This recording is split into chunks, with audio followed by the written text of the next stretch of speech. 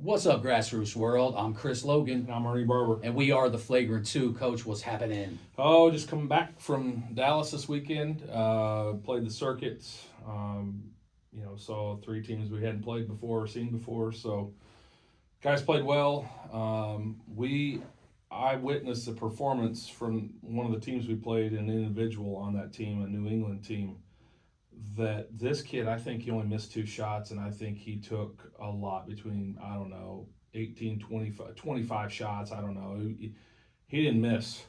It was crazy. He was taking off balance shots. He was doing everything, and everything was going in.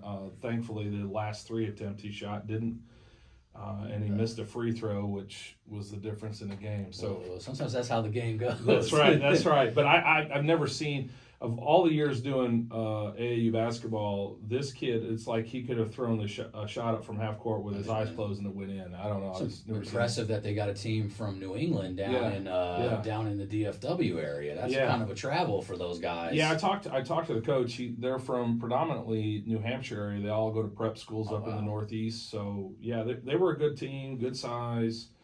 Ran some good stuff. Well coached. It was a tough team. They were a good team, but we were able to get the W. But it was a good weekend. I mean, and the weekend was busy because we had Oklahoma teams playing in DFW, Oklahoma City, Memphis, and as well as Omaha, I think as well. So I mean, tournaments everywhere. Obviously that, takes some of the talent away from some and sends it to others, and kind of, on what we talk about on a daily basis is it's kind of watering down to an extent some of these events that used to have quite a bit more teams, but that's the way of the business and it's the way of the world right now, and we're kind of used to that, but we try to weed through that and find the good players, good basketball games, and good teams everywhere. The event that I know you guys were playing in down in the circuit, looked to be one of the better events to me, actually, that happened this weekend. Those guys usually get a good mix of all the shoe brands, and then as well as some of the top independent guys. So that always goes well. I know the Pro 16 had something in Omaha. I didn't follow that too much, honestly.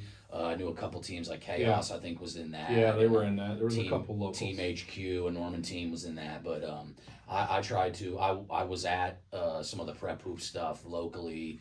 Had some guys I needed to go check out, and specifically in the 26 class. But we'll delve into some of the teams here in a minute. Memphis had a couple teams. Well, EYBL, Griffin had all their teams in that. A couple, I think, independent teams were in that as well. So, it's really in full force right now. Sometimes I think that people will say some don't understand that there's a difference between EYBL and EYCL. Yeah.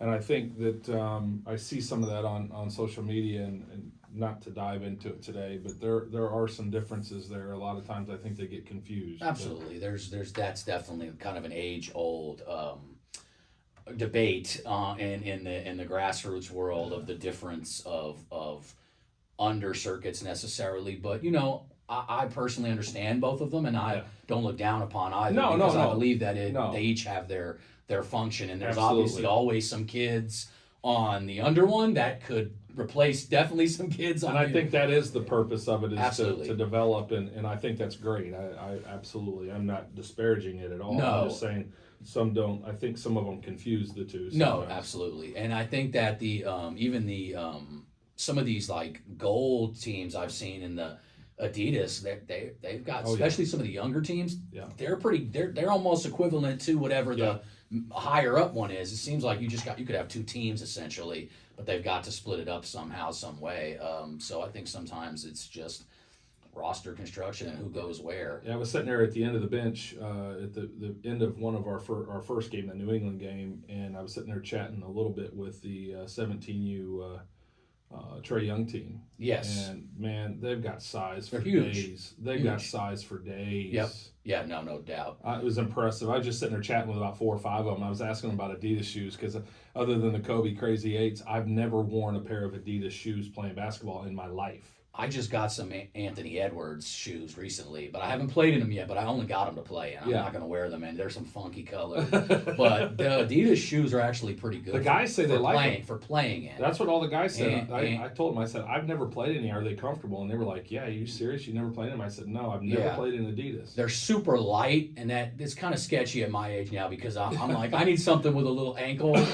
They are definitely like not much material, but they are really comfortable. Anthony Edwards and James Harden have some. Obviously Trae Young has his, but those two guys' shoes are really popular right now. Well, the guys really liked them. They said, "Yeah, no, these are great." They were they're a monster team, though. Oh heck yeah! I mean, I would just standing next to them and having to face them. That's a tall task, no pun intended. No doubt. I mean, I think that if you're talking shoe teams that were down there. I would say them and Drive Nation are probably the two. Southern Ties, as far as like the new shoe team or whatever they're gonna, but they would be in that mix because they had a good win against Houston Hoops. But I think that the two shoe teams that you take away from that event are Drive Nation and Trae Young. Yeah. And I think that the 17 Trae Young looks really good. Oh yeah. I think that they're long. Oh yeah. They got a Jax Kerr, we talked about him. He's 6'11". They got another kid that's about that size. Yep. Dakota Terrell's about 6'9". Yep. Demario Adams, who's made a lot of people were calling me this weekend about Rio. 6'8". We talked about him before. He's built like LeBron James. Yeah, they were all there. I was sitting there talking to all of them. They were all kind of around, and yes. I just walked up to them and started talking to them. Yes. Yeah, they're loaded with size. Athleticism, it's all there. Carl Sean is on the team. I mean, explosive. He had a good weekend. I know. Jaden Lawal. I mean, the point guard. They're a good team. They're going to be very good in the 3SSB, which the 3SSB first event is this weekend. So those guys will all be going there. I think it's in Omaha. I want to say they're headed away. That's coming up. Made Hoops is coming here for Saturday and Sunday. Drive Nation will be playing in that, and Team Griffin again. So I'm hoping. There's no schedule out yet. I'm hoping that Team Griffin plays Drive Nation. That'd be nice. I think those are the only two EYBL teams in it. So I would hope that that's what happens. But who knows? I haven't seen the schedule yet. But so just a ton of basketball all over the place. I watch games on stream. In all different locations as well as in person, obviously. Saw some stuff, here in Oklahoma City. So, just an action-packed, and I think we can delve into some of the stuff. Yeah. I wanted to start out with I wrote notes down of games that I saw. The first game I seen all weekend was down there in the same tournament that you guys were in, and that was Grind Prep. And they took on Team Phoenix, which is a Texas-based team, and it was Friday night sometime. And I thought that I put it out there that obviously the Rogue program is looked at as one of the better independent programs, and it's nice to see that people are now acknowledging it, that it's not just one of the better independent programs in Oklahoma, but outside of Oklahoma as well. And that will be. It's a good group of guys. It's still early on where we're not claiming anybody is the best at anything, but that will suit itself out as you guys get to play, some of these other teams from other locations. We've got a long ways to go too. I mean, in terms of what we've done thus far and where we're at in the process of getting better through the spring and summer. So, I see a lot of stuff on social media with a lot of people talking about different things, and I try to shield from that. I mean, I read it, but I certainly, I try to. I'm with the mindset of, and I like the fact that I'm hearing some of it in terms of supporting Oklahoma teams. Well, before we played the New England team, Roby was giving me some insight on them prior to. So, shout out to John for talking beforehand, because we played right after Southern Ties. Yeah. And I walked over. We took their bench after. But no, I mean, my thing is with all the Oklahoma teams, I certainly don't. I know there's beef out there and people have issues, but for the most part, I don't feel it or see it very often. I mean, you don't. rear its head on social media occasionally. Yeah, what it is in sports in general, if you've ever been a competitor, you're a competitor. Yeah. And yes, people can say, well, there's ways to do this, that, and the other, but everybody handles their competition differently. Correct. And I will get into these games again in a minute, but I think back to what you're addressing, because that's what we do here. We could take this wherever it goes. Yes. I think that the quote-unquote beef and all this, that, and the other, what I'll say is a lot of what happens in Oklahoma is hearsay. Yeah. It's not knowing the person Yes. personally before making your opinion that somebody else told you about that person. Yeah. So I just say this to say that is reach out and get to know the person, talk to the person, and you still may have a disagreement at the end of the day, but you may understand where that person's coming from. Yeah. Because I know a lot of times in Oklahoma, a lot of the beef or whatever it is, because I don't know that it really is. Yeah. You know, these people, you see them in person, and that some people have talked about that online. It doesn't. It's a lot of times it's a misunderstanding. But 99% of the time, or what somebody else said. That what you just said is 99% of the time what it is. It's someone else that had a feeling about somebody and passed that on, and now everybody feels they that didn't know, blankly. so they filled the gap with their own opinions. Yeah, and no one's to take anybody's side here, because we really about, you know, we have to We're support the kids and help guys get scholarships and play the next level. That's what this is all about, helping the kids get to the next level. So, you know, if we disagree with the way people are doing it, reach out to those people and handle that thing offline or whatever. Talk to them. Talk to them and figure that out. And you'll probably find out that these people are good guys. They just go about things probably have the same goals that you do. Yeah. Right. Yep. I think that's a big part of this all. That we kind of veered off onto that, and we were going to address that anyways at some point, because it will be addressed. Jump in now. This will not be the last time that gets addressed, and we're only 2-3 weeks in. I'm sure we'll have some guests on soon that will spread, shed some light on some things too about this, that, or the other. There are always interesting dynamics going on. Well, and when we're going to get into a little bit after we do some recap, we're going to get into some matchups I'd like to see. Oh yeah, and that will lead us to some of these issues that there we go. There's reasons why those problems are sometimes former teams, things like that. Yeah. They contribute to all this stuff, but yeah.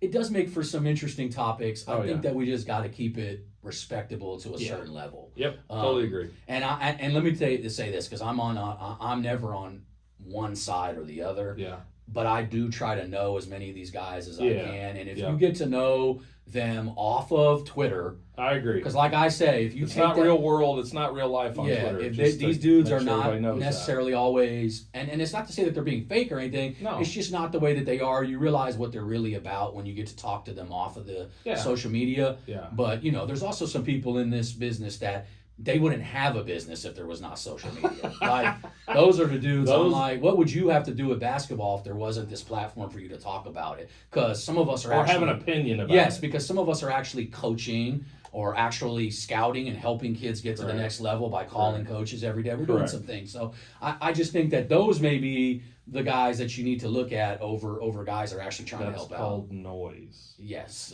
and there's a lot of that, but everybody is entitled to their opinion, and it is what it is. Yeah. But just clearing that up, that we definitely need to. This is a small state.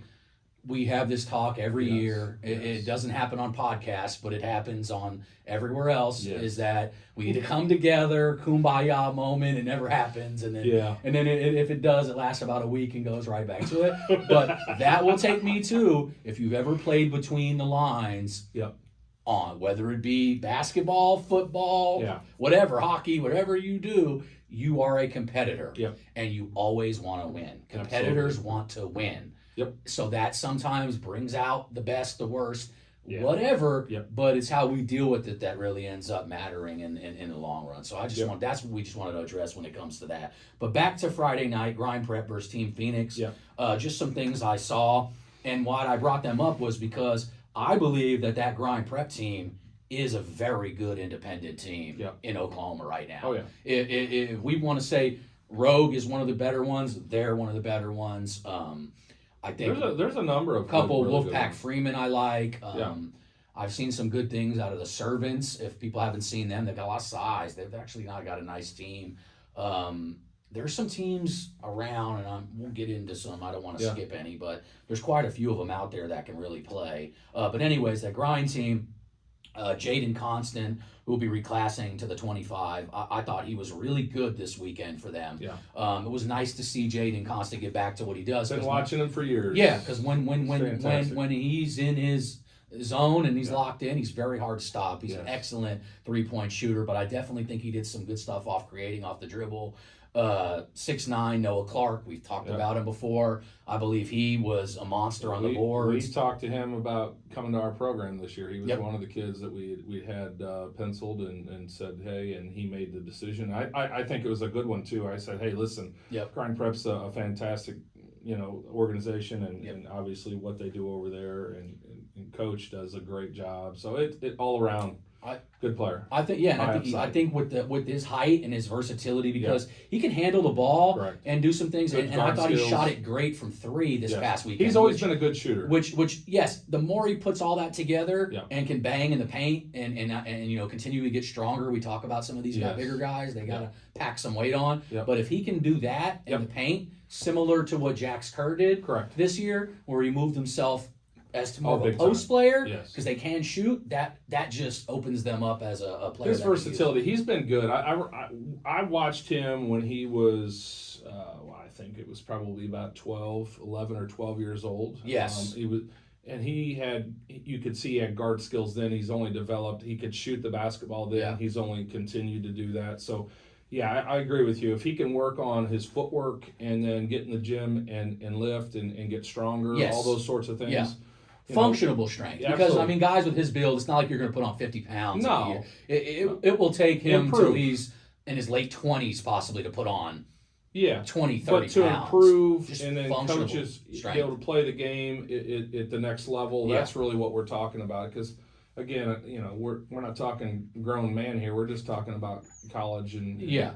I thought him and Jance Alsop, their quote unquote big guys, were really good at getting into the corners and creating outlets and they were knocking down the 3 ball. And when they do that, plus get rebounds, they're a tough team to beat. the equalizer. Jaden Williams, again, Jay Will, who I talked about at the BTR, he's one of the better kids in the state. Big stock riser right there. Big time. Big One time. of the longest wingspans of Yeah. a guard that you're going to find. But his ability to play off 2 feet in the paint Yeah. seems to be, he could always shoot the 3. Yeah. But it's that to me is kind of like where he's leveling up his game. Yeah. And he's getting into that paint off 2 feet. He pivots, kicks it out for a 3, or he finishes above the rim, at the rim, and he's a high flyer, Yeah, he to me is, if he continues to work, and I know he works hard in the gym.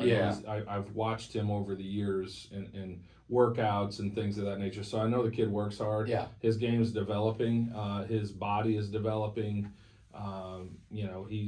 He's rounding himself out. I see him being a very enticing player for college coaches. Yeah, for I think sure. that right this second, if I'm looking at him, he's probably can get into a higher end Division II school, Oh, yeah. possibly. Oh, but yeah. but I think that he has some Division I. Depends on the need of the school.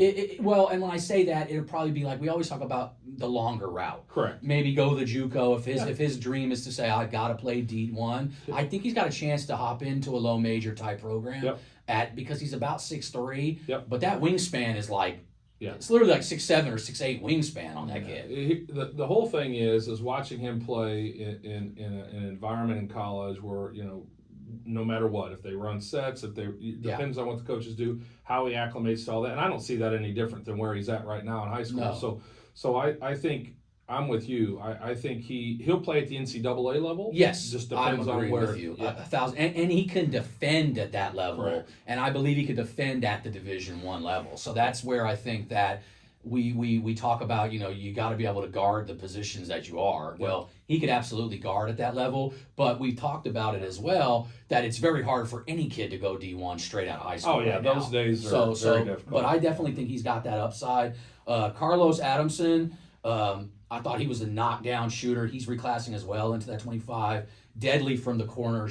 When he's in the corner and he gets the ball, it's automatic almost. explosive as well, long kind of. They got a couple. They're very similar. Yeah. They do kind of what you guys do, where it's versatile. They can kind of play guys all over the place. But not that it's positionless basketball, but it is in a sense. I mean, outside of your point guard, those guys can almost all interchange. They acclimate to what the defense shows them. So, Yes. hey, if the defense gives this, they've got this answer for it. So, to me, that's really what we do. We just say, okay, here, what's the defense doing? They're doing this. Okay, well then let's do this, right? Yeah. It's just you're just making adjustments on the fly and letting the guys play, but there's some method to it. So No, Coach absolutely. does a great job with them. Absolutely. And the last guy I wanted to talk about was 6'6" Christian Payne, who's now in the 26 class. In that particular game, when the game was a little close, he went off from the stretch where he had, I think, 10 or 12 points within like a 2-minute span or so. Yeah. And his ability at his size, he's got so much upside, Christian.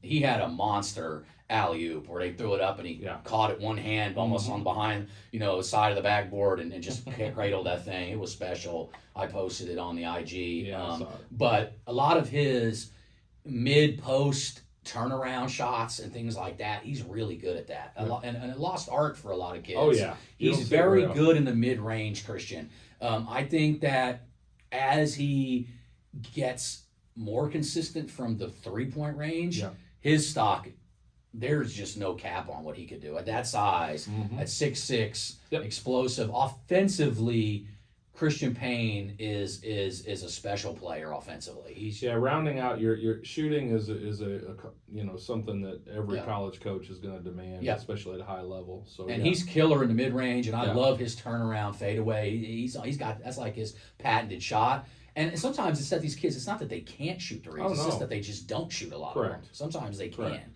So it's just showing that, and I think he absolutely can shoot. So and he does all the other things really well. Yes, and defensively he's versatile at his size. His upside. Yeah. That's why I like that grind prep team a lot. I think they've got a ton of upside. That was one of the games I saw on Friday evening. Saturday was, the matchup that everybody wanted to see, the much talked about Southern Ties versus Houston Hoops of the UIBL. Yep. I don't know if you got to Nick check Van the game. Hexel was there at that game. Oh, was he? Yeah, he was there at that game. One of my favorite players when I was a kid. Nick the Quick, baby. Yeah, that's what we call we've all gotten older, man. I don't know. It's like I see the guy and I'm like, that's Nick. Yeah. But man, I still think of Nick when he was 24. I'm just like, man, he was just destroying people off the dribble. Oh man, that lefty guard he was. That's what what Landry Ballard, and then we call the kid out of Broken Bow, Graydon Howell. I call him Baby Nick Van Exel because he's just got that lefty. Yeah. The way that they shift in and out, they get in and out of the lane. They're crafty. He played in a way that he played on a different frequency. I don't know how to describe it, but when you play against guys that move different, one, he's left-handed. Yeah. Two, he just moved different than other people moved, and you play against guys like that, and they're just hard to dial in defensively. You just don't know how to guard them. It's just a shiftiness. They're crafty. They're smooth, and then I don't know. Anytime somebody's left-handed, that's always a beginning of, hey, wait a minute, this is different. Yeah, right? And then he was quick. He had a floater. He could do everything. He could shoot the three. Yeah, he was a scorer. He could score in bursts. Oh, when yeah. Van Exel was on, he was 30, 40-point guy in a given night. And then he'd get out in transition and just make you look stupid. So it was, he was fun to watch. Anytime I see a lefty point guard with some speed and then he can shoot it, I go, that reminds me of Nick the Quick. But anyways, Southern Ties versus Houston Hoops, the highly touted matchup. Yep. The matchup heard around the world. I know that the Southern Ties program is building a good name for themselves. Oh, yeah. They did it this weekend. Yep. That was a great game. I don't know if you got to watch that game. I watched some of it. And then I had to get out because we had a game coming up, and I thought we needed some rest and get something to eat. But I watched probably the first quarter or so of that game. Roman Miller was special in that game, and specifically in the first half. Yes. I think he had 5 threes in the first half. Yep. I mean, he couldn't miss. His ability to get to the rim and finish with that offhand. Yes. He took a lot of contact in that and still finished quite a few baskets. I thought he was the best player in that game. Yeah. Although I do love B.J. Ray Davis on Houston Hoops. I think they did a good job of bottling him up in that game. But that kid has a super bright future. Oh, I mean, he's he looks like a pro, that kid. But I mean, they bottled him up in that game. I thought them picking up Landry Ballard and Jaden Nickens made an impact immediately. Oh, yeah. There's no doubt. I mean, when you look at the guard play, Landry, he controls the tempo of a game. He makes all the right decisions. He knows what the coach wants on the floor. Yes. I get it. And so he makes a huge difference. And then Nickens athletically, I mean, come on. Yes. It's pretty significant. No, him just being on the court is a threat that teams have to be worried about. Correct. His athleticism is at an elite level with anybody in the country. Correct. I don't care who you line him up with. He's an elite athlete, but he's a great basketball player. Made some excellent plays in that game. Didn't score a ton, but that play he had where he drove the baseline and slung it over to Roman Miller for a three. That's the kind of passes he makes. I mean, he's just athletic. He just, the defense has to keep track of him. You have to pay attention. You have to pay attention, then that opens it up for their other guys. And Landry, we saw Southern Ties against you. We saw them against you the week before. I said to those guys, they're missing a Landry Ballard type player, and they went out and got him. I mean, I knew Landry is one of my favorite players in Oklahoma because I just like the way he plays. One of the best floaters I've seen in basketball. And it's both hands. Yeah, he's really good. And he gets it from far away, too. He doesn't have to be in the paint to let that thing go. But I've always said he's the best floater guy around, and he does it with the offhand just as good as the thing. But he's a true floor general. Yes. And he's very athletic. If it's sneaky athletic, not just speed. Jump. I mean, he's not a huge dude, but he can fly. I mean, he's a good athlete. Good athlete, gets in the steals, gets passes. I thought he was good. Trey Davis from Enid really impressed me in that game. Huge upside on Trey Davis. Yeah, I mean, I feel like he played like I expected him to, but I mean, against those, they had some big dudes. Yes. He held his own. Yes. It wasn't that he probably scored a ton, but he was very productive in the minutes that he got in that game. He's always been real. We looked at him last year, brought him in, and had a practice with him. Very competitive. Yeah. Good length. Yeah. And he will drop step and dunk on you if you don't pay attention. I like Trey Davis, so I thought that overall good, big win for that program. Yep, absolutely. Southern Ties, it sets them up, to get anytime you can beat an EYBL team, it's good, especially for a new program. Correct. So good win for those guys in the 17s. I also watched, I obviously watched you guys play. Specifically your last game, which was against the TJ Ford Academy, right? Or TJ Ford, Texas.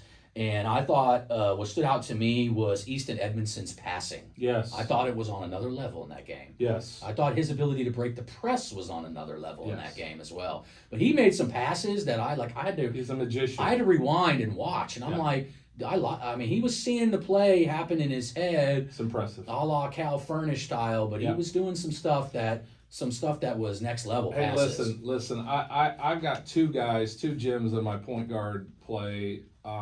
I can go.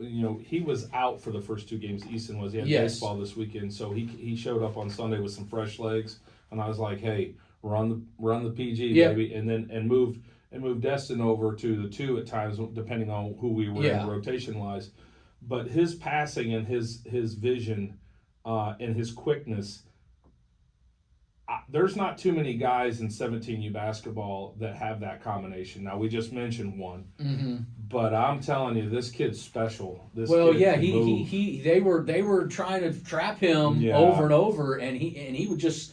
I'm like, how did he get through that? I mean, he would dance through, and his footwork is next level. It is good. I mean, kudos to his dad for getting him right. And Coach has done something good there. Shout out to Coach Edmondson. Coach Jeff Edmondson definitely knows the game of basketball. But Easton is Easton, and here's the thing: Easton or Destin can control the game and not score points because of their ball handling and their ability to see the floor. They can impact the game. Yeah, just like Landry. Landry can impact the game, and what he does for Southern Ties, he doesn't have to score a lot of points. No. He gets guys involved and gets where he needs to on the floor, and then defensively gets good stops, does the right things, will rebound, will get steals, does all the other things. Yeah.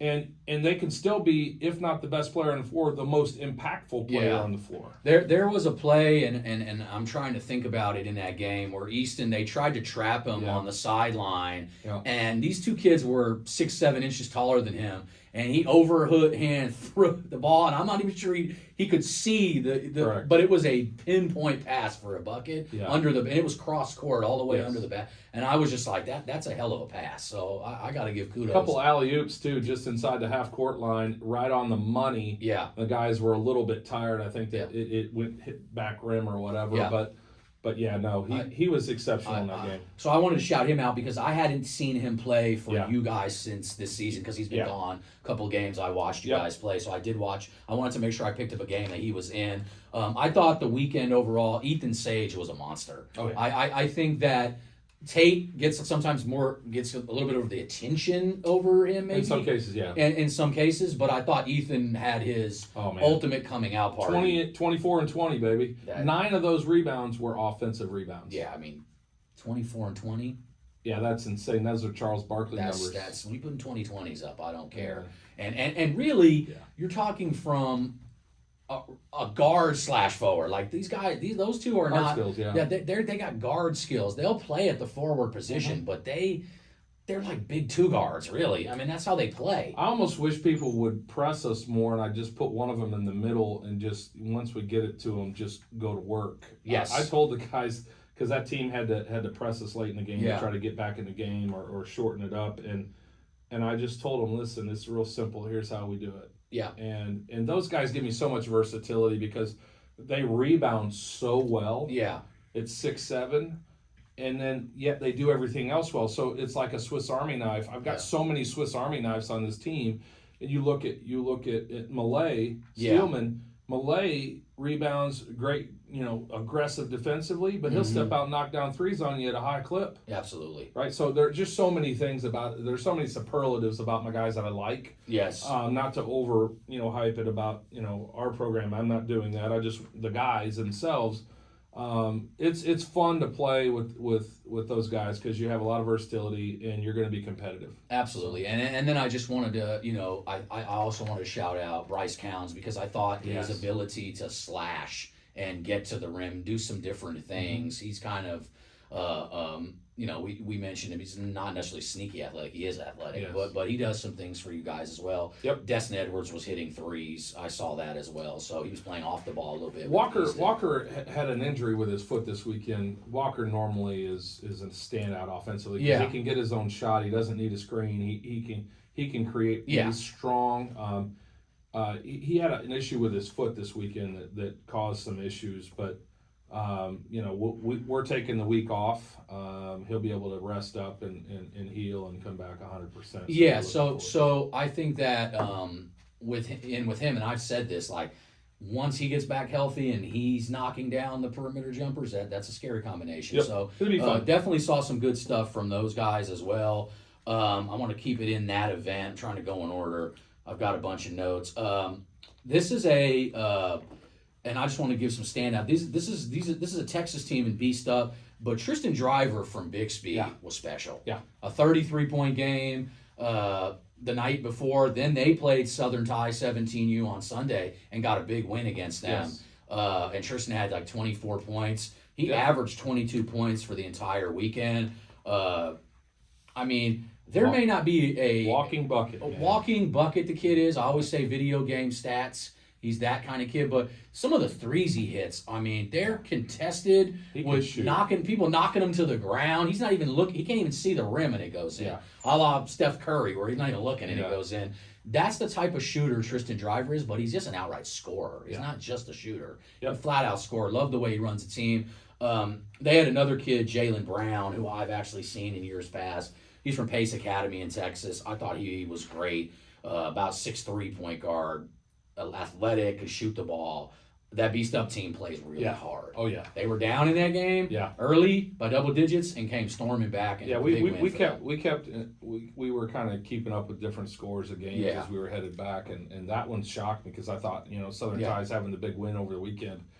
I thought I didn't know much about beast up. I'd heard that Tristan played for him, so certainly there's a lot of respect there. But I was, and then found out that they got the W in that. So that's Yeah. a big win for them. No, and then I just wanted to do. I'm just going to stay with that event. I have down.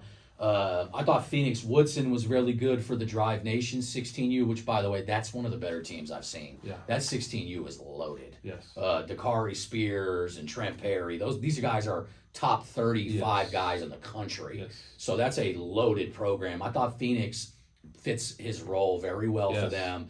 Did everything that he needed to do. Strong down low, getting rebounds, hitting some shots. I don't want to talk too much about that team because they're coming to Norman this weekend, Yep. and I'll have a breakdown of them on the next show when I get to watch them live and in person. Yeah, I'll be off this weekend, so I'll probably come out and watch some games and check some things All right, out cool, this weekend. cool. Team Trey Young, 17. We mentioned them. Yeah. Jax, Man. Rio, Loaded. Carcion. They Loaded. were talk. I got a lot of calls about that 17 team. And I'm telling you right now, just standing next to him, man. I'm sitting there looking at it, going, man, this is a matchup for everybody. The calls I got on DeMario Adams, I mean, I must have gotten 9 or 10 calls on him. Like, this kid is, I mean, there's no one built like him in the state of Yeah. Oklahoma. No. If it all comes together for him, it's a scary at 6'8", He and could be a pro. I mean, that he's got a body. pro body Yes. and pro athleticism for sure, Yeah. and he has guard skills at that size. I Yeah. mean, he's a big time small forward, but his upside is through the skyrocket. Yeah. Yep. I really got a lot of good calls on him. Trey Young, 16 team. They're good too. Yeah, That 16 team. Bryce Dixon, who's a kid that I follow out of Texas. I've been scouting him for a while. I love this kid. He's one of the better two-way guards in Texas, 6'4". He's only 15 years old in the 26 class. I mean, there's guys in the 26 class that are 17 and a half and older. So, and the fact that Bryce Yes. is built the way he is, Yeah. and the elite downhill rim finisher, definitely a elite level wing defender. That's what's going to be his calling card. That and his They're ability. deep too. They're really They're deep. I thought that. I'm trying to think. Brennan Malone did some serviceable things for them from Lawton Mack. I thought Clark's on that team. Aiden Clark had a good weekend. He got finally. I'm glad he got back into the rhythm. He looked good. He did some things for them, and I think he's only going to get better. Coach Rice is fantastic with that group too. Yeah. He holds them accountable. He's a fantastic coach. Knows the game extremely well. So yeah, they check all the boxes. They've got size. They've got athleticism. Yeah. They play good basketball. They're coached well. Yep. They're deep. Yep. I mean, what is there not to like? Yes, Right. no doubt about it. So that I'm just trying to see if I have any notes from them. I think that's the last one I'm going to cover from that specific event because some of these teams will be down here this weekend, and when I want to watch them, and I also want to hit up some of these other games. I'll tell you, Trey Young has done a great job in terms of that organization. It's done a really good job on getting the right guys. Yes. And both 17U, 16U. I haven't seen the 15Us, or if I haven't spent a lot of time watching them, so I can't speak to them. But the 16s and 17s, I'm going to tell you right now, those two teams in their age class are some of the best teams in the country. The 15s, they like newly formulated. I don't think they kind of came together like just recently. So Gotcha. they did play in that tournament, but I'll get into it in a second. Their 15 goal team could be on the main circuit. They're pretty damn good. They played locally. They played locally this weekend, so I did catch them once. But we'll get into that. So I'll just hop around some other games I saw this weekend, and I talked about them at the Next Pro event. The Mindset team, the 2026 team is really good. That's what everybody's saying. They're really good. And who stood out this weekend? Attic Sanders out of Norman is like a 6'3", two guard basically. Yeah. Long defensively. He's special defensively. Just step back shots. Just an athletic kid. Big time shots he hit. A lot of stuff going on social media with them. I've been hearing a lot about them. They just a team that's hard nosed. They play the right way and they got a good group. Caleb Stevens, I mentioned some of these kids on the last pod because I did get a glimpse of them at the Next Pro. So I went back to watch them this week in depth, and they are really good. Yeah. Like they actually won the game. They played Dallas Showtime. They won the game at the buzzer. Gideon Holt, another Norman kid, who just a shifty.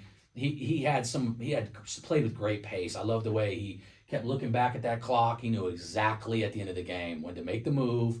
He hit crossover, step back at the free throw line, jumper, game over. So big shot for him. Caleb Stevens, who's, like I said, he's a kid that plays defensively. He's a Midwest City kid, and he did get heavy minutes on the varsity and they won the championship. But Caleb Stevens is known for a lockdown defender. I think he's just getting better and better. The sky's the limit for that kid. Plays really hard. Hit some big time shots in that game as well. I like him. Obviously, their point guard Evan Gunn I've talked about, just the ringleader for everything, ties it all together. Daquan Jenkins from Southeast High School, big-bodied kid, 6'4"-ish, can guard skills, but they had him down to the post, and he was bodying it up. Did some great things for that mindset team. I like that team a lot. They're a team that I definitely want to keep track of going forward. I think some other standout guys I'm going to hop around on. Wolfpack Freeman, who I've seen a couple of times this year. Kobe Freeman does what Kobe Freeman always like. Kobe Freeman, I said it the other day on social media. He just doesn't really have any holes in his game. I mean, he just does everything good. I mean, he shoots it fast, gets to the rim, hustles, plays hard. Had a block in that game that probably surprised people if you haven't seen him a little bit. Talk about sneaky athleticism. He was about 5'10", Kobe Freeman, but he got up above the rim and blocked the shot, and then took it down the other way and had a nice up and under finish at the rim. I think Kobe Freeman is a true floor general. A kid that absolutely is a next level, a lot of coaches need to pay attention to this. Yes. I think Kobe Freeman, for whatever level someone has him penned in at, he's probably a level ahead of that. He's probably where you should put him at. I think he's absolutely a kid that can get his way into a Division II school. It'll be the right fit, We know that they're all looking for huge guards now, and it's the way of the world. But for a guy that's under 6 foot, I would bet my money on Kobe Freeman, 10 out of 10 times. I think he's a gamer. Yeah, no doubt about it. I mean, his dad obviously coaches the team, and he holds the guys to a high standard. Yeah. And I think anytime you have a guy like him that coaches, and he's got 2 boys that have played high-level good basketball, Kobe's got good skills, like you say, right, left hand. Can finish, can do all the things. Got good athleticism too for being 5'10". So I mean, he's a guy that's going to come out, and it doesn't matter who they play. He's going to give you the business. And I mean, he plays with supreme confidence. That kid, when he crosses the half-court line, he wants to let it go, and it goes in a lot of times. I mean, he's just a supreme confident player. I really like Kobe Freeman. I will get with as many coaches as I can heading into the summer and into his senior year, because any more prior to that, it's the question is where is he going to land in high school? The new transfer portal in high school, right? There's a lot of guys we have to figure that out. That's our summer episode, our late summer episode to come, because we have June ball, but we can't even count that because the rule doesn't go into place until July. So I tell every coach I talk to, we don't know what you're talking about until July. Yeah, because what we see in June probably won't be what we see in August, September when they get going. If I were a school, I'd be vying for that young man, because he can make a difference big time. Oh, absolutely. But back to that Wolfpack Freeman team, Isaiah Amos might have been one of the players of their entire weekend for them. Just he has elite level footwork on the post. And I remember we talked about it a while back about you were talking about guys that don't really have, there's not many back to the basket kids. He's one of the few that really has great footwork, and his head fakes and ball fakes out of that footwork gets him open a lot of times down in the post, where it looks like all of a sudden he's got 2 guys on him and he steps through the double team and finishes, and you're going like, because he's a big kid. How did he get there? Yeah. So I'll have to make a mental note of that. That's something I gotta watch for, because it's fun to watch people when they've got skills and footwork in the paint. It's just, you don't see it very often. No, so he was very good this weekend. I thought Brett Howery from Garber High School is a really good player for them. Complements those 2 guys. 3-point sniper. That's what he really does. That's what he. So that's what helps them. They went 3-1 on the weekend. Their only loss came to Coach Bo Wallace, a head coach of Broken Arrows, Griffin's, like the Tulsa Griffin team. Got it. They got some good guys. His son, Devon Wallace, J.D. Talley plays for them. They're actually a fun team to watch. They got some good size. Mm-hmm. That's their only loss on the weekend. Those guys can shoot it, versatile, and then obviously they've got a good coach in Bo who's been around and had that Broken Arrow team. Yep. When you can assemble a team and you got guys that play together a little bit too, that never hurts things. No, yeah, basically he's got a lot of guys on his squad, so cool to watch those guys play. The next level, Swarm they're called now, which is just the next level guys. I was going to ask about that because I saw Next Level and then I see the highlights and it says Swarm on their jersey. It confused me. I guess they merged together and became. I haven't Okay. talked to them about that yet, but I'm imagining that's what they did. Gotcha. But that's the next level guys because those are next level coaches. Jay Carter is the head coach of that 17U, and I know Coach Terry Hubbard is on that staff. Yep. They do a great job with those guys. I thought Luke Bauman from Norman North was really good this weekend. Kind of a stat stuffer type kid. Doesn't need to score a lot, but 7 points, 10 rebounds, a couple assists, blocks. I thought he was great. He's long. He could finish above the rim, but he gets rebounds and initiates the break. Does some different things from the forward position. I really like him.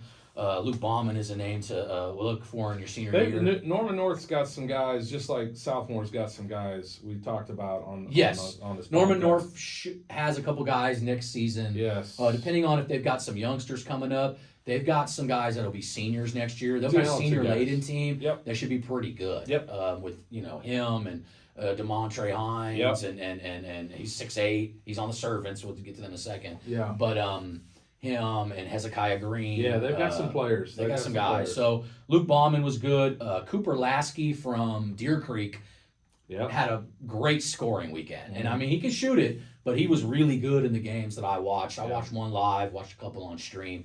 He was really good this weekend, just knocking down shots, but also getting into the other levels and knocking down some mid-range stuff, free throw line down, and did some good stuff. I like him. Cooper Bradley from Bishop McGinnis, Bryce Bradley's younger brother, just a dead-eye shooter. He did some good stuff for them too. Carter Romano's always stuffs the stats. That's a good independent team. So when I was talking about earlier, the independent 17s, they're one of the teams I think that's pretty damn good. They can shoot it. Shooters all around. Bryce McConnell, the other big guy for them, did some good stuff. Hey, you can beat anybody if you can shoot the basketball. And they've definitely got that. They're built similarly to that road program, and they got some guys with height that can shoot. They can spread everybody out.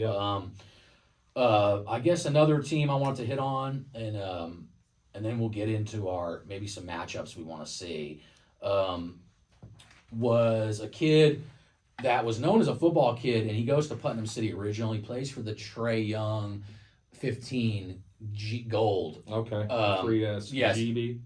Gabe Osborne, I mean, might be the most explosive dunker I've seen at that age ever. I mean, at 15. And that's saying a lot. Jock Mitchell at Booker T is a special talent as far as dunking. Yeah. Gabe Osborne had some dunks in that tournament that will blow your mind on athleticism he is. And I mean, he's a kid to me, you can mark it down because now that Coach Jackson Brandon is going to be over there, Gabe Osborne will be a top kid in the 27 class.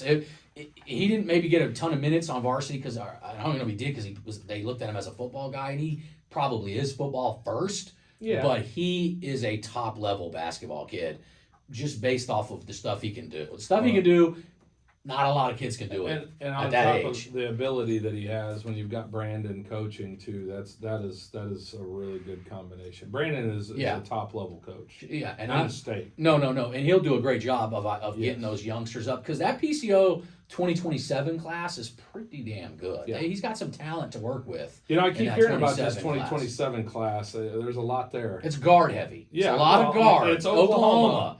But I mean, I don't even know that we've got a real big man in that class, so it's kind of a different. As where the 26 class is loaded with size. Yeah, everybody's talking about the 2026s, but I'm hearing some stuff with the 2027s now too. Yes, parents and different people are reaching out to me, and I'm starting to hear. There's a lot of good guards in that class, and then like I've said to people, the 28s are going to be really good. There's some pieces in that 28, and Edmond North has a very big piece coming in from that 2028 class, and I think I might even know who that well, is. I'm going to say it because Jarrell Copeland, who is a 6'4" lefty from Team Griffin, is going there, and most look at him as probably the number one prospect in that class, at least right now.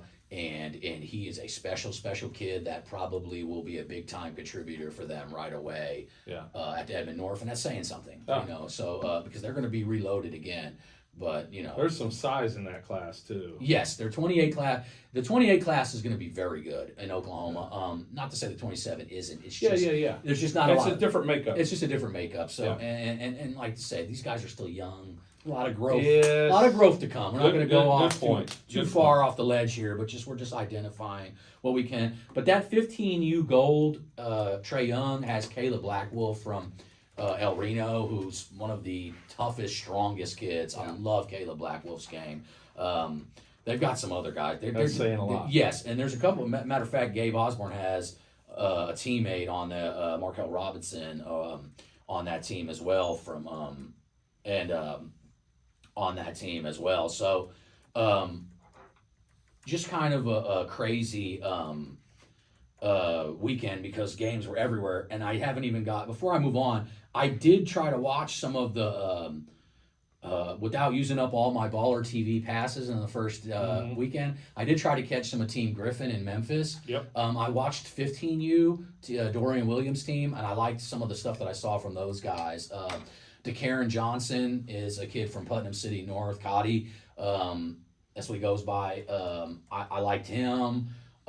David Douglas, who I'm trying to figure out the classification because he was a 28, but he might have moved up to a 27. If that someone can correct me. You don't see that very often. No, but he's the starting point guard at Grind Prep in the high school team, and he did that as a 28 against 17, 18-year-olds, and he's one of the better players in the state. Regardless of class, David Douglas is special. Yeah, that's he's a special. You don't hear that very often. No, special kid. I thought he looked good.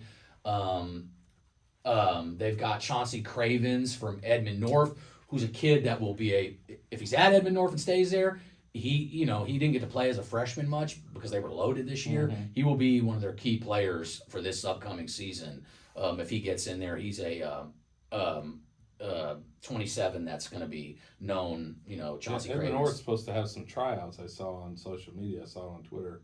Or X, I'm sorry. Yes, they got something coming up. But interesting to see. They have a lot of young talent to pair with some of the guys we've talked about in Jonathan Van Buren, Jake Weaver, Logan Nall. They've got some guys. So if they youngster, and who knows who else moves in over there. Correct. But if they can get those youngsters they're not going to sit on their hands. No. But if these youngsters can even live up to half of the hype, they're going to be pretty damn good. Oh, heck yeah. So I look forward to watching those guys.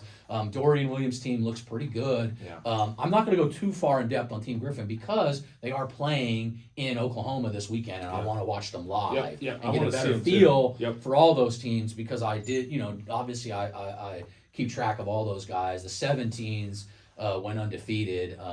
That's Trey Slate's team. Jalen Dean Vines out of Texas he got to have the highest vertical of any kid in the country. I was his watching. Head goes, his chin goes above the rim. I was watching the highlights from this weekend. And He's ridiculous. It's insane. That kid is special. I just look. He picked up 2 offers just from this weekend The alone. springs are unbelievable. Yeah, he'll have every offer in the Big 12 and SEC known to man. He's already got quite a few. Oklahoma's in on him. Every school should be in on him. If he's even within the paint area of you when you try to let go of the basketball around the rim, it's... Yeah, Illinois offered him today, Sam Houston State, but he's a high major kid. That kid is, if whatever an elite athleticism looks like, that kid has it. Oh, yeah. And he's a stud. And then some. And then Caden Rayfield, CJ Nixon were on the wings running, dunking everything. Cal Furnish at point guard, Cortland Muldrew from Arkansas. That Team Griffin team looks good. I hope they play Drive Nation this weekend because we'll get to know how good they really are. Because that Drive Nation I'll tell you right loaded. now, they'll compete with them. Yes, There's no doubt. I can't wait to see them in person. That'll be fun. So I'll be able to give a much better feel Yeah. for Team Griffin this weekend because I plan on trying to catch all three I'll of be those there guys. too. I'll yes.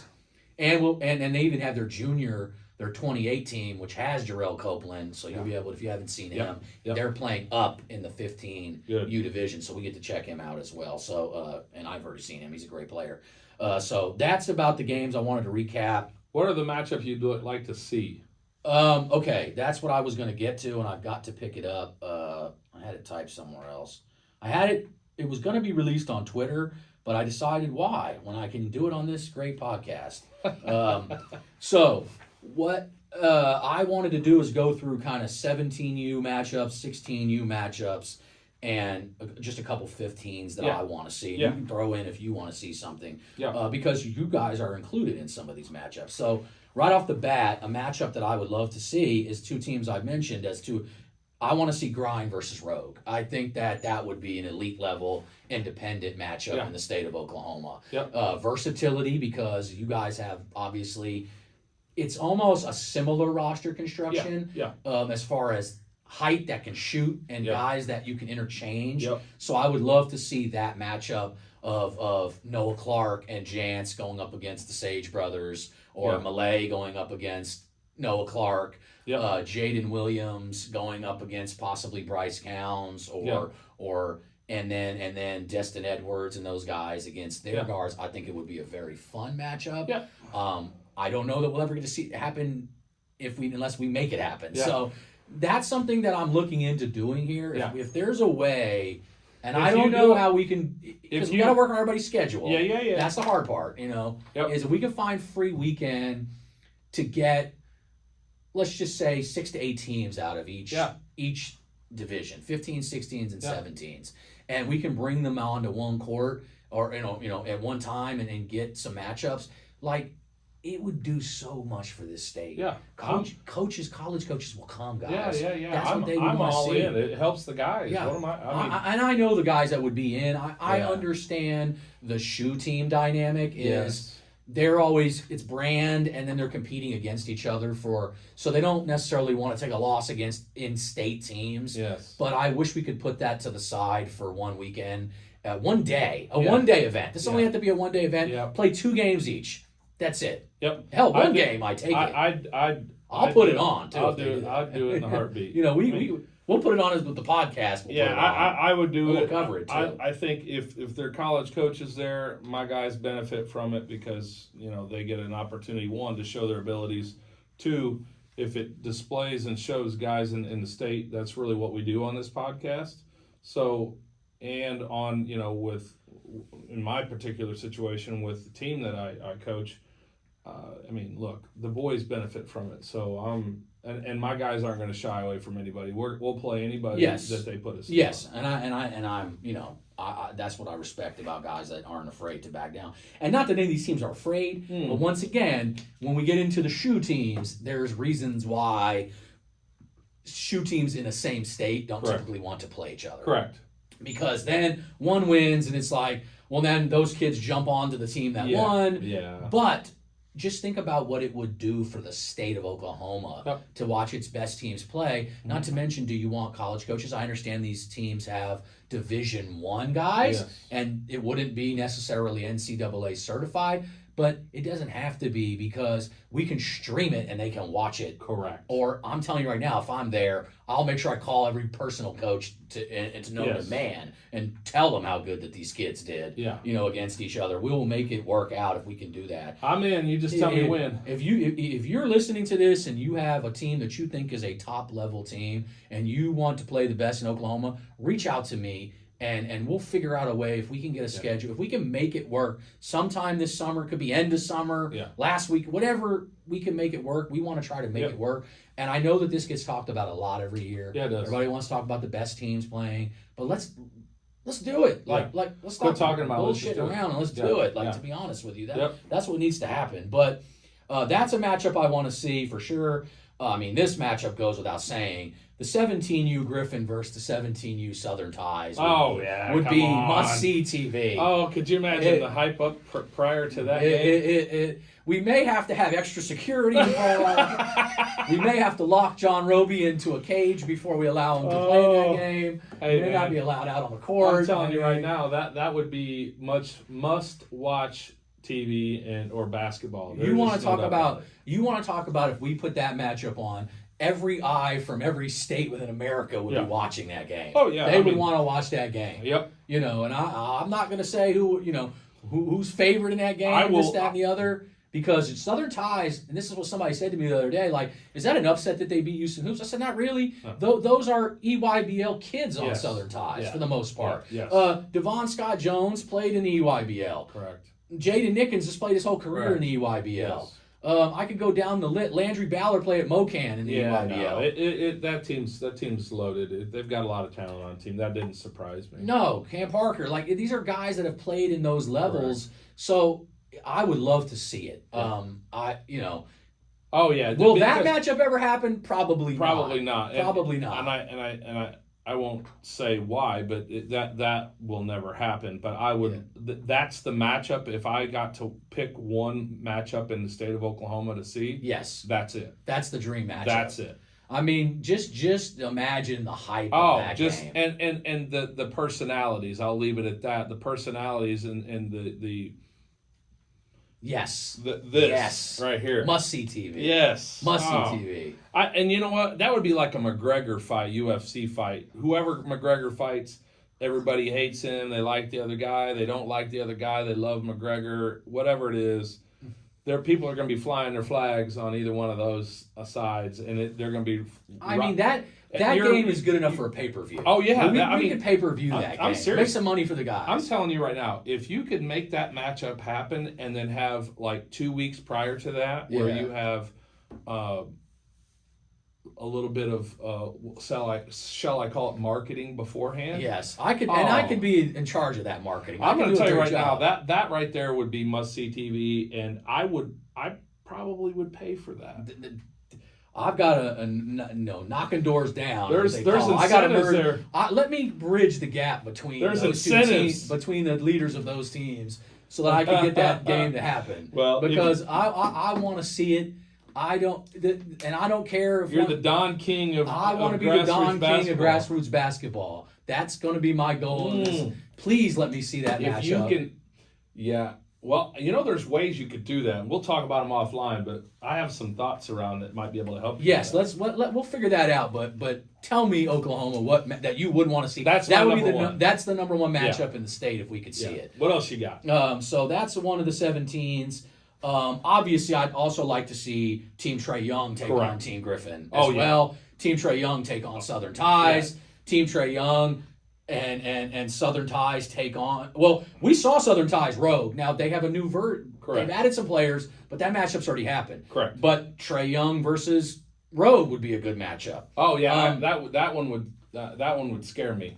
Yes, but they're good. They're good. A lot of size. Yeah, a lot of size. I would just say this: we'd have our hands full, but I'm going to tell you, we compete. That's all I can. No, and I mean, there's even some smaller independent. I mean, I would like to see Wolfpack Freeman versus Rogue. That may happen on the next Pro sometime. I would like to see that matchup just in general, just because I think it's two well-coached teams that play the right way. It's for me, that's something I want to see. But once you say Southern Ties Griffin, it's like everything else doesn't really line up. Yeah. I mean, everything else is secondary. I will say this though, but I would put Trae Young on that same level with either one of those teams. Yes. I mean, my thing is, and I would even say this, like you added Nickens and Landry. My thing is Nickens is obviously a fantastic athlete, but in terms of scoring and dynamic play, they've got Roman Miller. Yes. Right. So not Landry, but Jaden doesn't need to. He can do what he does, but they have other players that can do it too. Yes. And so it's just like they have 5 and they're just switching 5. They got 10 guys on that squad and they're just running guys at you. And so there's different styles and a lot of different pieces to the puzzle on that team. I'd say this: The biggest thing that, in my opinion, if I were to say going back to playing us, okay, Yeah. if they would have had Landry in that game, he would have made a huge impact on them. Yes. Okay, we were up by 18 at one point, and I know that Roman got sick at halftime. Roman played the first half. Yes. Okay, I felt like, and nothing against Roman. Roman's a fantastic player. Yeah. Shoots the basketball well. He does a lot of things really well, especially offensively. He does them defensively too. Yeah. I felt like we had a matchup for him that could make things difficult for him. Yes. I didn't feel Jaden Nickens is a matchup nightmare. Yeah. Because of just athleticism and transition play. Yeah. Roman's more of a half-court player. Not that he can't get out in transition. Yeah. He can do anything. But I felt like Landry would have made it more difficult for us in that game. Absolutely. Than because Devon was running the point, and then Roman, they were kind of switching off and doing that, and it wasn't a natural position for them. Yes. And it allowed us to do some things, and then I don't know that they had offensive capabilities like Landry would bring from a point guard position. Yes. So that was the mismatch. But I'll say this, and we may get to play Southern Ties again, and it'll be a different game, all that. But Landry makes, in my opinion, in terms of what I see, if we were playing them, he would make a huge impact for them that we didn't. Absolutely, and that's why, as a fan of the game, like why I said I put that on the list, because I wouldn't mind seeing because it's a get back game. It's like let's see, they want to revenge what they lost, and you guys want to prove, hey, it doesn't matter. We this is how we are. We play like this no matter what. Yep. So I would love to see that, but. The Griffin Southern Ties would just have so much. Jaden Nickens against Jalen Dean Vines. You want to talk about two athletic freaks, and then that would be a great one. Yeah. But now I'm going to get into the 16s. Okay. And I want to see, and this would be my number one game, and it's those same two teams. But it's not because of the rivalry that was. It's the fact of I want to see. Amari Barrett. Coaching. No, this is a player. I want to see Amari Barrett versus Nehemiah Lawrence from if you've seen both those kids. Yes. I mean, you want to talk about two of the hardest playing kids in the country. Yeah. Like to watch those two go at it for the 16U Southern Ties, who, by the way, killed Houston Hoops the 16s. Won by like 20 points. I watched Southern Ties 16 a lot this weekend. I watched their style play. I watched the point guard play from them. They like to get up and down a lot. Yes. They get underneath you from a guard play standpoint. Nehemiah, one of the best in the country. Yeah, he gets underneath you. They've got some guys that can flat out go. Well, and then Hopkins on the wing. I mean, it's all about style of play and playing against them. If you're going to beat them, you've got to establish your style of play over their style of play. Yeah. Because that team's played together for a long time. Yes. And then you add the new piece that you just mentioned to that. But that team has played together, and it's just that they play the way they play, and you're going to have to make them do something different. Yes, and so then stylistically, when I look at that matchup, like I didn't just put these matchups just to say, hey, I want to see Roby go against his former team. It's actually the player matchups. Deshaun Denson versus Jaden Hopkins would be something I want to see. Colton Brammer and Denton Forsyth versus the guards from Southern Ties. Yep. Southern Ties also has a kid, Sebastian Hines Turner, was considered their big guy. Yes. Does some good things down low and does some things athletically at the forward position. Beastie, like the matchups on the guards in that game would be special at the 16. Yeah. Definitely want to see Southern Ties 16 versus Griffin. If you can't give me the 17s, which I don't want to hear you can't.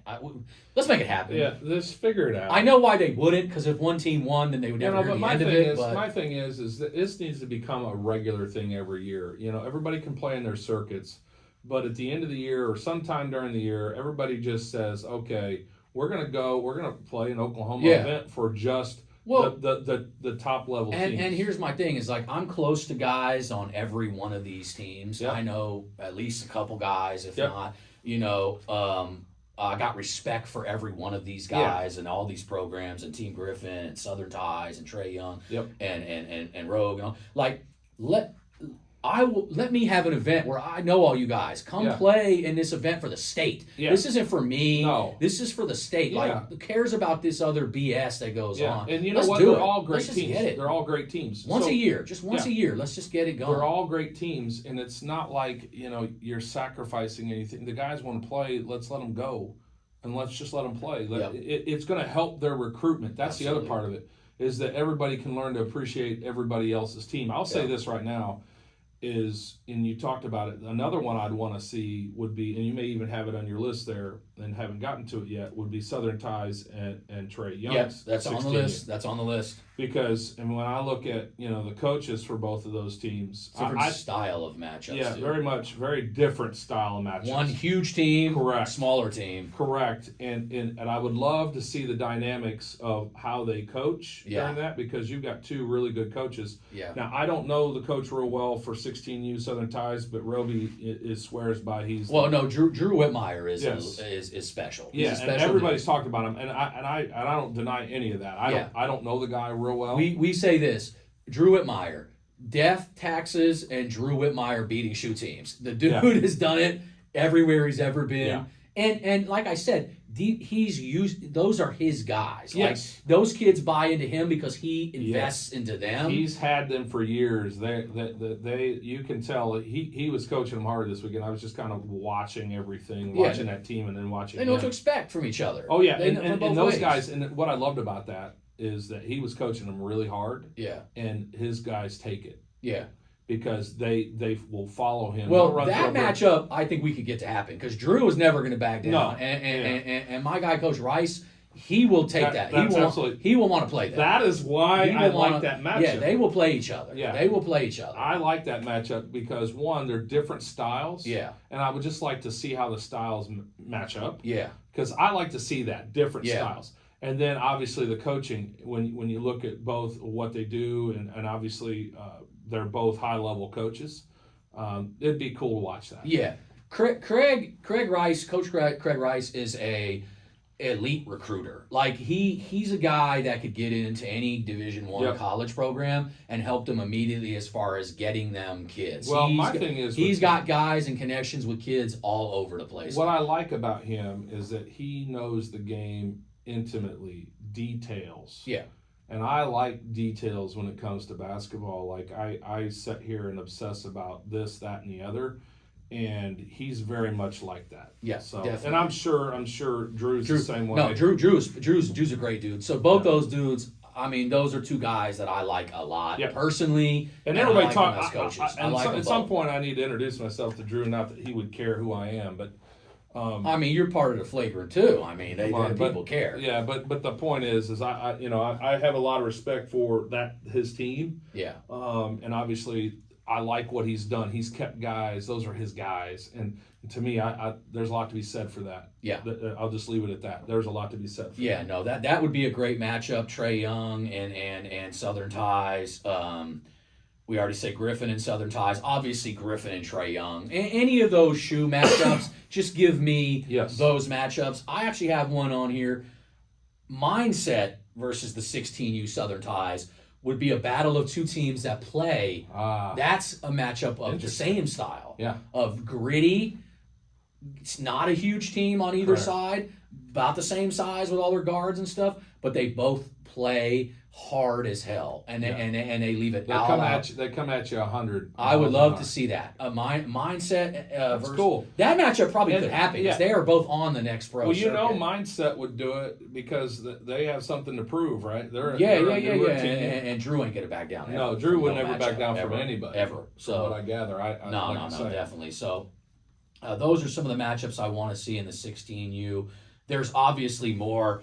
Team Oklahoma, I would love to see them play any of these teams as well because I think their 16U is very good. Yeah, the 16U, that's I watched a little bit of their 16U. Their 16U is pretty good. Yeah, so I don't want to go through every single, but I'm just saying those are take Team Oklahoma and interchange them with any of those. Those pieces. are your top level ones. Yeah. Those are the ones that you'd love to see the most. And I didn't even say 17. I would like to see Next Level versus Rogue. I think that would be kind of a cool matchup as far as the way that they play and the different pieces because they are built similarly as far as everybody's a shooter. They don't have anybody on the 15 that can't shoot. Yep. Similar to the road program. So Yep. I would like to see that. My 15Us aren't as deep because I haven't seen as many yet.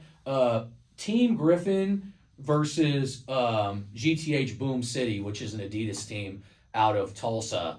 That's the 3SSB team out of Tulsa. Yeah. That's got Jock Mitchell and Nash and a bunch of these kids that are really good. I would like to see Griffin versus Boom City. I'd like to see Boom City versus Trey Young, their regular 15, and I don't ever want to leave out the gold 15 team because I think they're good enough to compete with any of these teams. Yeah. So Griffin versus the Trey Young squad. Shout out to the 15U gold. Yeah, the 15U gold squad is really good in the gold. And I can tell you just from previous years, more than a few years ago, when teams are trying to come up, and there are plenty of those that are trying to come up, and they've got some talented kids on them, and people may not know about them. Yeah. Here's my advice to those teams: just keep working hard. Your days are coming. Yeah. If you keep working hard, you keep winning games, and that's what I say. Winning matters. Yeah. Just keep winning, because Rogue, when we first started, nobody knew who we were. Yeah. And then we just kept playing, and then started winning, just kind of like what you described to Drew. Mm-hmm. You play the Under Armour teams, or you play the whoever, and you beat them, right? And then people start going, whoa, this team's good. Yeah. Right? Yep. And then next thing you know, people start saying, hey, this is a legitimate team. And once again, the 15U Southern Ties, Chev Smith's team, pencil them in against any of those squads as well. I would love to see the 15U Southern Ties take on the 15U Griffin. Dorian versus Chev would be kind of a cool matchup in general. And that's the one thing, too, that I think, and obviously it's about the kids, yes. right? And that's first and foremost. But I don't leave out the coaches either, because I think, what the coaches do, they can make a difference in the game. It might be, small, but that small difference could make an impact on the end of the game, or out of a timeout, or whatever the case. And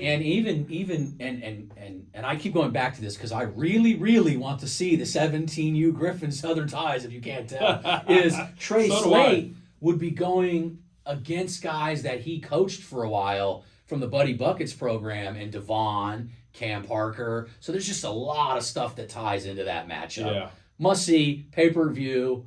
We'll split the money. Let's get it on there. Let's get it on. That's it for me for this. I know that you need to hop on to our sponsors. Yeah. Just Nate Logan at Logan Elite Basketball, training out of Destiny Christian High School in Del City, Oklahoma. Nate provides affordable group and individual training options every week. Logan Elite Training aims to help players develop their skill sets, basketball IQ, confidence, and ultimately help them become more prepared for their current teams as well as the next level. Logan Elite currently trains some of the best high school and junior high players, including the number one player in Oklahoma. Visit LoganEliteBasketball.com or message Logan on Instagram at Nate_Logan Elite for more information on how to get signed up. Check out Nate. Nate does a fantastic job. Love Nate. He teaches. He's a teacher, and gotta love that. And guys, if you're wanting to develop, you got to get with trainers. Yes, if you want to train yourself and you have somebody, that's great. You just got to train. You got to get in the weight room, guys, and you got to train. You got to work on your skills. Your offhand, your strong hand, shooting, your footwork. Those things are what separates you in the game of basketball. So. On the next, Redwood Roofing is Oklahoma's premier partner for all your roofing replacement and insurance claim management needs. In our many years of serving Oklahomans, we found that the vast majority of homes in Oklahoma already have existing hail damage to their homes.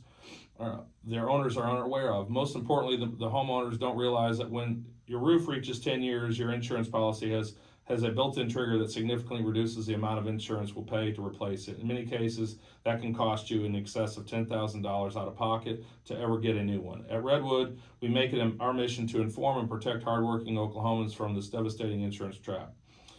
On the west side of the state, contact or call or text former OU football great Caleb Kelly at 559-326-4019. On the east side of the state, call or text Oklahoma Prep Hoops guru Paul Harvey at 918-698-1280. You can also visit our website at www.redwoodok.com, and one of our team members will simply text you your photos of your roof. Your roof is quite literally the protective covering of your family's life. That's why we set every expectation and measure every result by one simple standard. What would I do if my family lived here? Redwood Roofing has you covered. So with that, there was something else I was going to say. I think the circuit just came out with their all DFW team, and I'm just now getting Yes, they did. here. They just tagged me in it too. Yeah, so I'm sitting here going, hey, what is this? I don't want to miss this if we've got some. I saw that Krashian Young got MVP of the 17U division. Yeah. I mean, look at this. Oklahoma takeover. Offensive MVP, my guy Tristan Driver. So look at this. Dual and Shout out to DFW Mike All Driver. Circuit 17. I saw what you just said. If you know, you know. Yes, sir. Dual and DFW All Circuit 17U best performance was one of mine. The 2025 Ethan Sage, Rogue, Oklahoma, 24 points, 20 rebounds, 3 assists, and a win over Southern Athletes. So congrats. Not bad that we got 4 Oklahoma guys. Carlos Adamson, Krashian Young, Ethan Sage, and Tristan Driver. Yeah. All on a team. That's pretty cool. That's fantastic. Tristan Driver, offensive MVP Carl-Sean Young, defensive MVP Jackson Conley out of AO Flight. Second team, Roman Miller made it. Best individual performance or best performance was Ethan Sage from Rogue. Congrats, Ethan. First team, Ethan Sage, Carl-Sean Young, Tristan Driver. How about the 16U MVP Jaden Hopkins? Oklahoma racking up all the MVP awards. First team, Grind Prep, Carlos Adamson. This is impressive for Oklahoma right here. Second team, Roman Miller for 17U, Pro 16 Southern Ties. Let's see here. Man, this is Oklahoma doing pretty well. Heck yeah, they are. Third team, Malay Steelman, one of ours, another Oklahoma. I'm just going through the Oklahoma ones because those are the ones that matter to us here. Yeah. Honorable mention, Jaden Constant, Grind Prep, fantastic. Congrats, Jaden. And then honorable mention, Jaden Williams. No surprise there. No. Grind Prep. And I think he missed a game or two too. So otherwise he might have been on first. Yeah, that's just 17U that I went through. Man, no, like I said, many more. Not bad when we got Oklahoma guys going down to the DFW area and pulling home MVP in 16s and 17s. Jaden Hopkins for the 16s.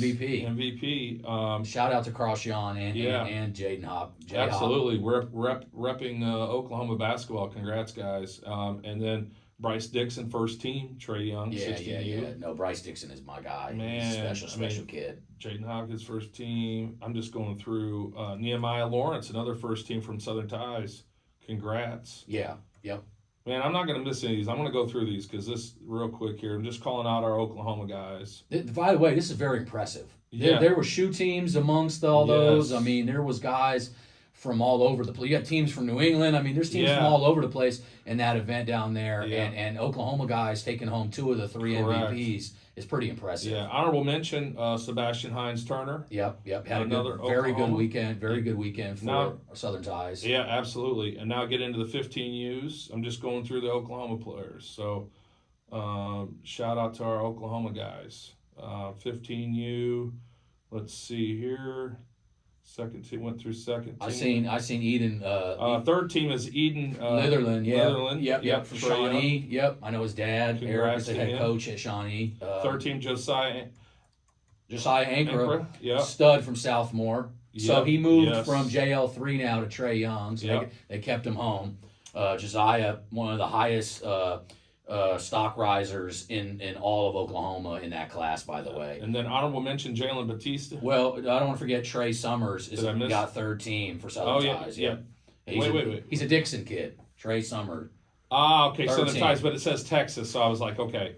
It didn't say Oklahoma. I don't know why they messed up there. That's an Oklahoma team. Okay, sorry about that, Trey. Congrats on the third team performance. And he's a hell of a player, Trey. Yeah. Him and Merrick Gregory out of Dixon are 2 small-town kids that can really play. So, a lot of Oklahoma kids represented in Joey all Folsom was an honorable mention as well. #, Joey Ball. Yeah, Joey Ball. There you go. Hey, that's always going to be a hashtag from now on, Joey Ball. So, that rounds out the 15 through 17U. Congrats to the Oklahoma players. Yeah. I'll say congrats to my guys as well. It's personal to me, but all the Oklahoma players representing, man, straight up. Yep. MVPs for 17 and 16. Congrats to all those guys. But 3 or 4 guys in Oklahoma on the first team.